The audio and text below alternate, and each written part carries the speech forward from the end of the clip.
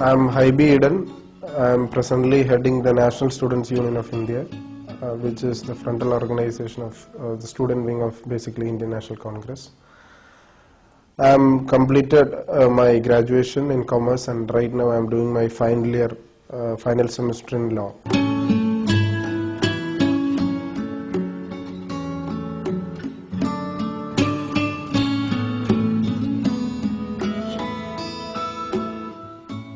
Basically, I was a silent student of my school days. My teachers also used to tell that I was a very silent character in school days. But my liking for politics or my student activism started basically when I joined Thevara Sacred Heart College for my pre-degree.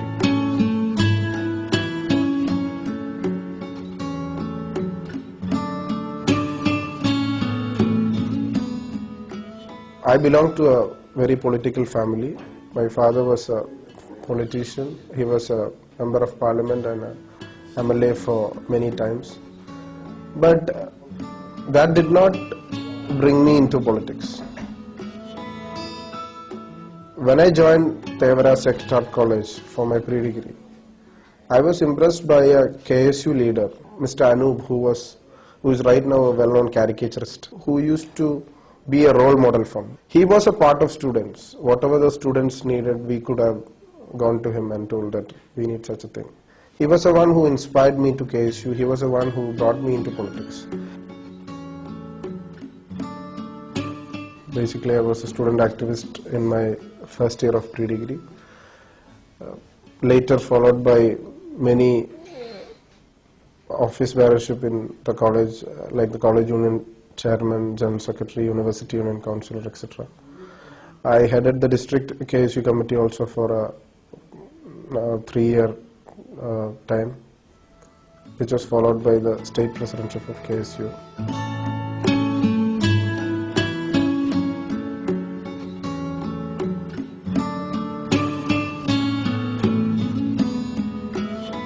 My father always wanted me to have my business management from abroad. But when I was doing my second year in college, he passed away. But if my father was there, sometimes I wouldn't have been in politics. My coming up as my district president soon after my graduation,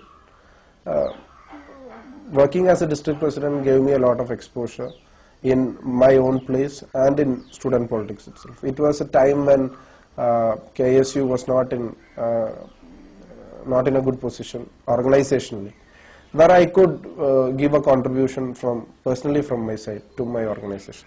So I think that was a major thing which happened in my life.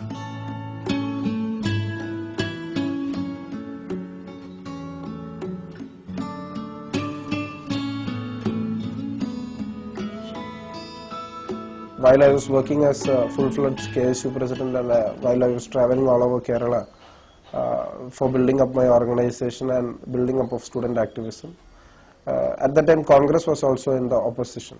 So I had a major role to play as a student organization and a student activist. NSUI presidentship was quite unexpected for me. But the coming up of my announcement by Honorable Sri Rahul Gandhi when he took over, it was his first appointment where he looked after Youth Congress and NSUI. So that was a major break in my life, and that was a very big exposure in my life, where after 25 long years, Kerala is getting such an opportunity for the NSUI presidentship.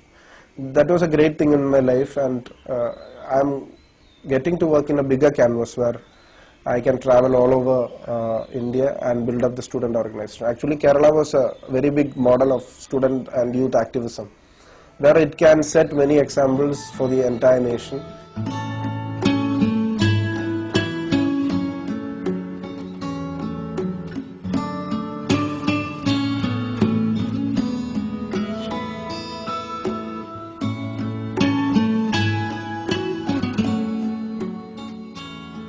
In politics, taking up of decisions, right decision at the right time, make you come up in politics. I was a great follower of leader Sri K. Karunagar. when Honorable Leader Sri K. Karunakaran left Indian National Congress. Even though I had a lot of personal commitments, even though my father had a lot of personal commitments with Honorable Leader Sri K. Karunakaran, I had to stay in my party. When you look India as a whole, for India to come up as a secular democratic country, I think Indian National Congress has a major role to play. So, leaving the national party and leaving a party like the Congress and joining a regional party, I thought it was a very big blunder, which was a very bright and very right decision at that time.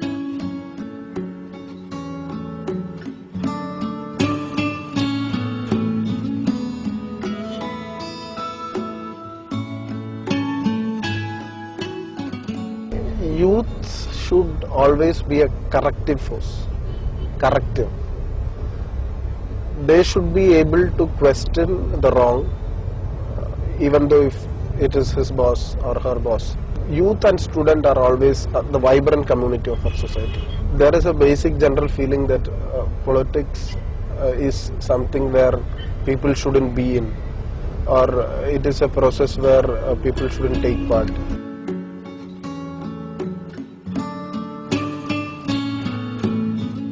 Youngsters can create an impression that they can change the world. Barack Obama is a very big example of that. A 44-year-old man, when he becomes the Prime Minister, President of US, it is a message that new people should come into the system. Now, in India itself, there are many young people are being accepted, irrespective of their parties and irrespective of their ideologies.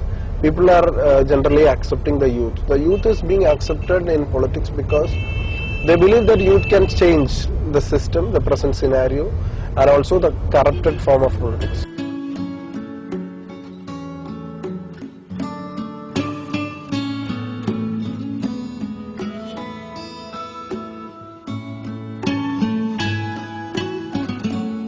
They are basically keeping away from the stream.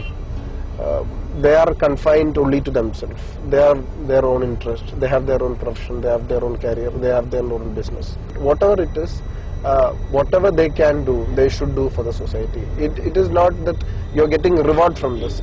It is your moral responsibility, and it should be a part of our day-to-day activities that you find such amount of time for social service or for the nation. Nobody is restraining a politician from doing his own business or his own profession. It should be for his livelihood. He can do a business or he can work for a company. That's not basically an issue. Even in olden times, teaching was done basically as a social service.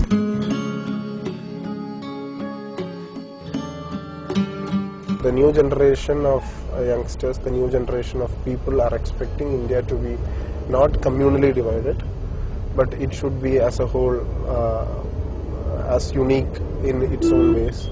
In this recession time, in this financial crisis also, India is such a country that it is still surviving. It is one of the few countries which has overcome this financial crisis, global economic crisis. So I think by 2020 India will be a country which will be fully developed. There will be forces, both communal and foreign, to destroy our country. But for the country's development, for the country's vision, all the political parties should be united for a new India, for a better India.